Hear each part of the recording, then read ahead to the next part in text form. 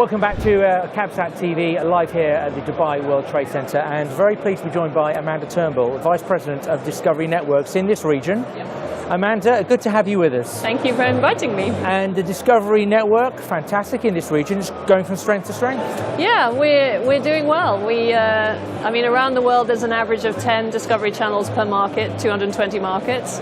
I'm proud to say that in this region we have 13 channel brands, 2 in pay, 2 in free-to-air, and the rest 11 of them in pay.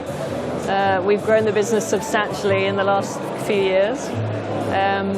I think what has made a difference for us is actually coming physically to be in the region.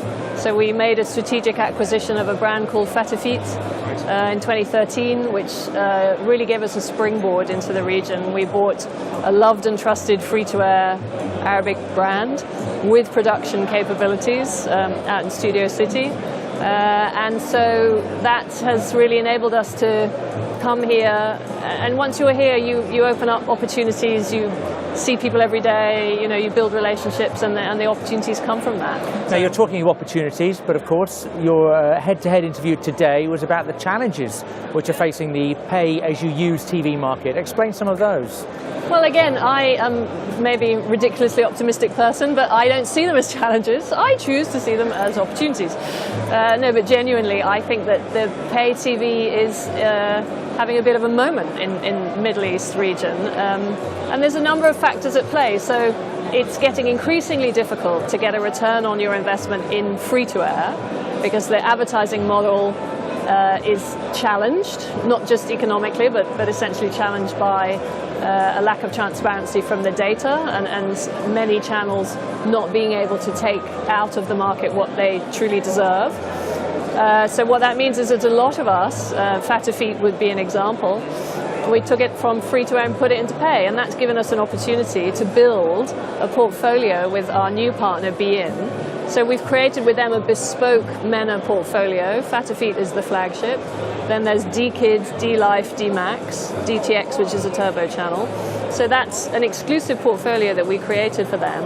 And, you know, having spent 17 years working purely with OSN, we now work with OSN and Bein. So, as I say, it grows the business for us. But I think that we need to be slightly careful with this because we want to have meaningful strategic relationships with our key platform partners, and our view is that with our sort of content there's an opportunity for us to be really supportive. I mean, traditionally in pay it's quite a ubiquitous distribution model.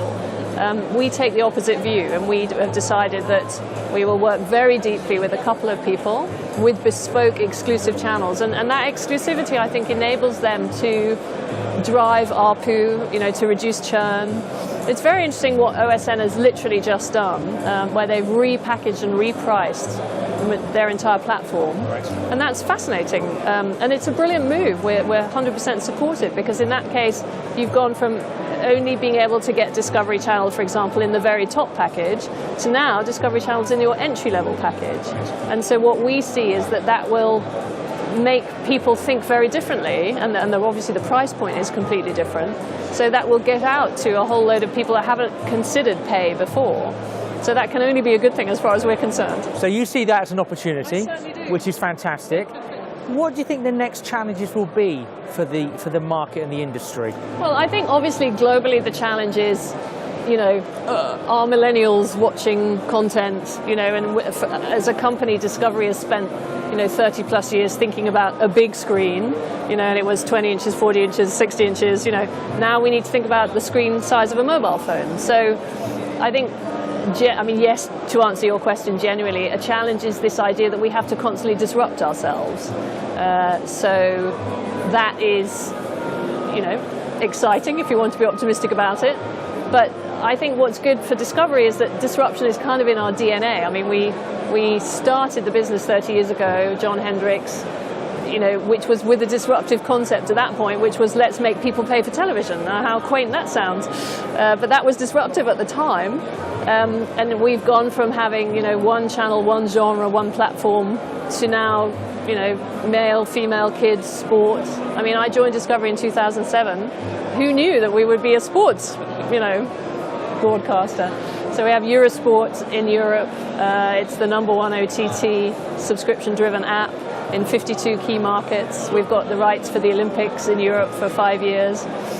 So I think that's really interesting. What it gives us the opportunity to do is tell great stories, which we think we're quite good at, but now in these new areas. So, you know, with the Olympics, if you love skiing, you can now get all the information you require on all of your favorite skiers, but not just for the 2 weeks of the Olympics, you know, for the whole year, because we're going to be telling stories about that all the time. So they're not challenges, they're all opportunities. They're all opportunities, yeah. Amanda, thank you for your insight, thank you for your time. Thank you. Thank you.